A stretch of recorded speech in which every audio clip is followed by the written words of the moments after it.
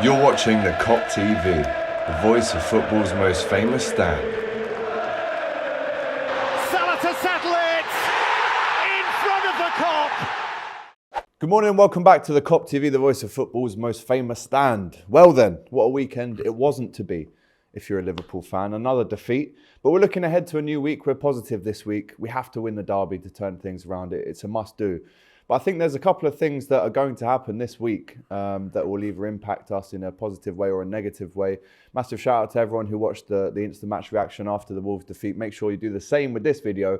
Like it. Comment with your thoughts as well around the James Pearce and Klopp debacle. Also, we're going to be touching on the Man City FFP debacle that we found out this morning. But make sure that you also subscribe to the Kop TV if you haven't already. Now, as you would have seen, unless you've been living under a rock since we lost emphatically 3-0 to Wolves, in the press conference after, the Athletic reporter James Pearce asked Jurgen Klopp a question surrounding the nature of Liverpool's starts in games this season, saying how slow they've been, etc. Now, I haven't, to be honest, seen Klopp react to a question like this in a press conference before. And again, you guys will have known what happened, but he said, "I will not talk to you. I would prefer to answer the same question from someone else." Now, since that has happened, James Pearce has come out and said it was a mix-up. There was a misfire really from Klopp to him. He actually wasn't referring to something that Pearce had said. But then we're also hearing that it relates to an article written back a while back, which said that Klopp was living with Michael McCann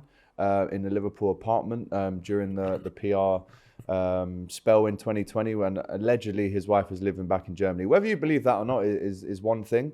But I think that had something to do with Klopp's reaction. Also, there was a bit of an expose made by Melissa Reddy and James Pearce last week around some fractures potentially in the relationships between Klopp and his main staff. Now, whatever side of the coin you land on here, first of all, it's not nice to see your manager reacting like that. Obviously, all the fans are behind him, but he is going to face grillings in these press conferences at the minute. He came out and said he's sorry. He doesn't really know what happened in terms of conceding 2 goals in 12 minutes. It definitely wasn't what Liverpool wanted. So the first point is to make that, listen, when that's happening in press conferences, it can't be a good thing for Liverpool. For the playing staff, the relationship between Klopp and the press, it can't be good. But I always feel like you have to back the manager over a journalist. He's the one that makes the decisions at the club. He's the one that brings in new players, gets points on the board.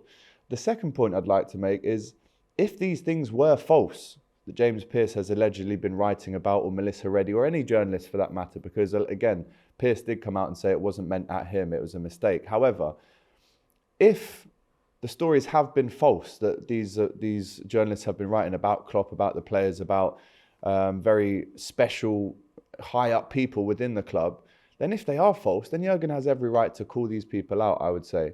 The last thing we need right now is leaks, is false stories being written about the club to add more pressure onto the on-the-pitch staff. But if they are false, too right, Jurgen, I would call him out as well. Again, whether they are true, whether they're false, we're yet to find out. But James Pearce, I don't know if he's going to get a handshake from Klopp in the next press conference. Will he be invited back in? Obviously, Melissa Reddy has also been writing some stuff. And again, whether these stories are true or false, you're never going to like them if they're painting your club or the players or the staff in a bad light. And I think this is the thing that Liverpool fans have to remember. Right now, clearly there is something going on. We can't sit here and pretend everything's rosy. Clearly there is something going on behind the scenes that maybe the fans aren't aware of. But the way, I think, and what was said specifically from Melissa Reddy and James Pearce has definitely rattled Klopp. And I think maybe there's an argument to say he lost his head in that press conference. And again, we've seen the outpour of support for Jurgen Klopp. We've seen Jurgen Klopp, "You never walk alone," in a big sign outside Anfield yesterday. So it's very, very clear to say that the fans are still clearly on his side. I think the outpour in emotions of support that he will get on Monday, just before the Everton game, is going to be incredible. He will have his name sung. Of course, the fans are behind it. But there are some people that are on the side of maybe the reporter, which I can't for the life of me understand. As I've said, your manager is the number one person at the club. You get behind him in good times or bad. And Liverpool right now have to do that. There's no way that we can afford here to allow these press conference debacles, if you like, to slip even further onto the pitch. We're already in enough trouble. Again, we're 20th in the form league table in the Premier League. In the last 4 games, we've won 1 point. So all these negative stories surrounding the club or the manager or some leaks or what have you, these things all need to be banished, and we can't allow Jurgen Klopp to be in a position where he's having to not let journalists ask questions. Let's not forget, he actually asked someone else if they wanted to ask the exact same question. So maybe it wasn't the question that he didn't like, but it was definitely the reporter, and maybe a little shot at the Athletic as well. But that's my opinion. Let me know in the comments what you think. Whose side are you on? Is there any sides to be on? Can anyone win in this situation? I think obviously James Pearce is a Liverpool fan. Let's not forget, he's a top reporter for the Athletic. Does anyone even win in these situations? Or does it just lead to more confusion, more negativity around the club? Let us know in the comments. Has Jurgen Klopp lost his head? Or was he right to call out James Pearce? Let us know right now. We've also heard from James Pearce this morning, by the way. This is 8 minutes ago. That allegedly we will be seeing Virgil van Dijk and Diogo Jota both returning to team training this week. Now, as we know, Jurgen Klopp likes a good 3 or 4 day period of full training before he bloods you into the match day squad, before you can even get on the bench. But with a week to go until we play Everton, don't forget we've got the Friday, Saturday, Sunday still to come to recover, to recuperate. Is there a slight chance that if Virgil van Dijk and Jota return to training on a Tuesday, maybe even a Wednesday, they would get Wednesday, Thursday, Friday, maybe even a Saturday training session in before the derby? So could we see Virgil in the derby? Could we see Diogo Jota? Hopefully no injuries in training until that day. But again, there's a big shout to see if Nat Phillips could play a part in this game as well. Now, as we know, it's a massive game. We have to beat Everton. We have to. Everyone keeps saying what's going on with Liverpool right now to me. We've spoken about that a million times, but the thing we need to do now for the fans, for the player, obviously for the table's position as well, it's not looking good. We have to win that game. And Everton, after beating Arsenal, have got that new manager bounce. Sean Dyche, the Liverpool fan, by the way, was pictured in Paris with Liverpool fans. I know Everton fans don't want to hear that or don't like to admit it, but he is a Liverpool fan. He's going to come to Anfield, and of course, he's going to get under Klopp's skin. Listen, we've got so many previews to come later on in the week. I've got Everton fans. We've got Doyle up in Liverpool. We're going to have a belter of a week previewing this one. But let us know in the comments what you think about James Pearce and Klopp. Finally, today, we've seen this morning that Manchester City, and this was broken by Martin Ziegler from The Times, a very respected journalist. He says, Man City charged by Premier League with numerous breaches of financial rules following a 4-year investigation. Guys, there is over 100 charges here dating back from 2009-10 season to 2017-18.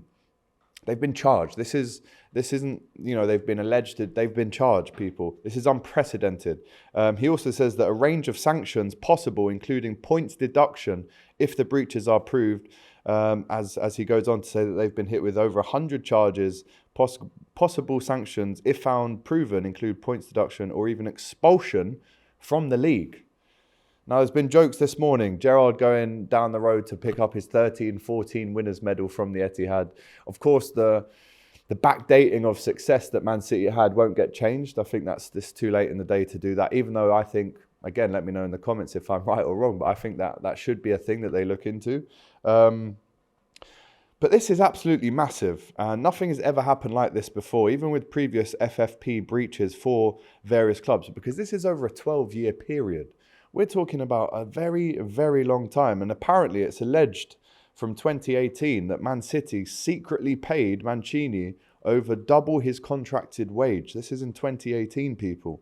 So it's not looking good for City. Now, what should the punishments be here? Is it a fine, which again doesn't really make sense? It kind of contradicts itself, because if it is a money thing, you just pay money. And let's not forget, they've already been proven not guilty before, because they've used the best lawyers to delay the case as far as it can go, to be outside of the time that they can go back and look into these irregularities. So they've already been not guilty by having the best lawyers to delay the case as far as possible.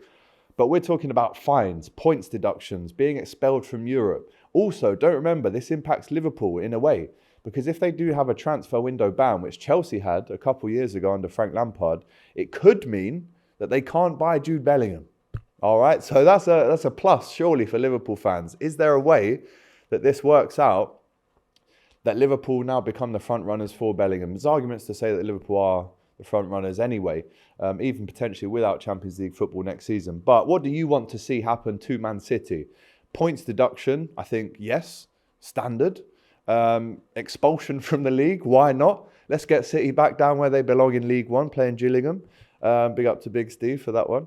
I've seen him doing a story saying billion in the bank and City are going down, mocking it. But this is serious, Big Steve. There's no laughing, there's no joking about this. This is a proper investigation that you've been charged with now.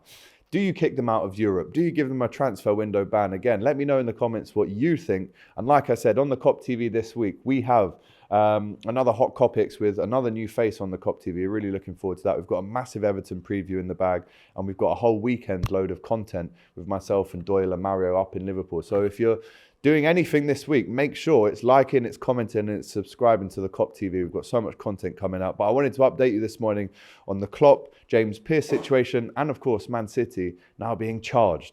Let us know in the comments your thoughts about everything we've spoken about today, and we'll see you soon. Take care. Thanks for watching this video, guys. I hope you enjoyed it. Please, guys, don't forget to like, comment, and subscribe to the Kop TV. The voice of football's most famous stand.